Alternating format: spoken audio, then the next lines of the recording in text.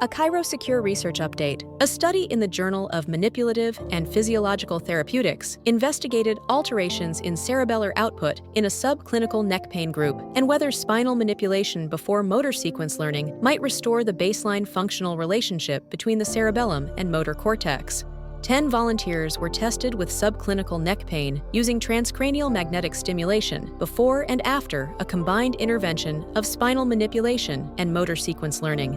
10 healthy controls were also tested using the same measures before and after motor sequence learning.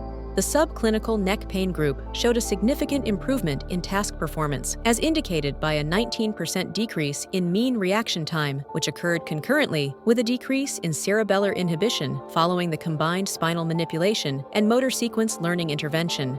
The control group also showed an improvement in task performance, as indicated by a 25% increase in reaction time with no changes to cerebellar inhibition.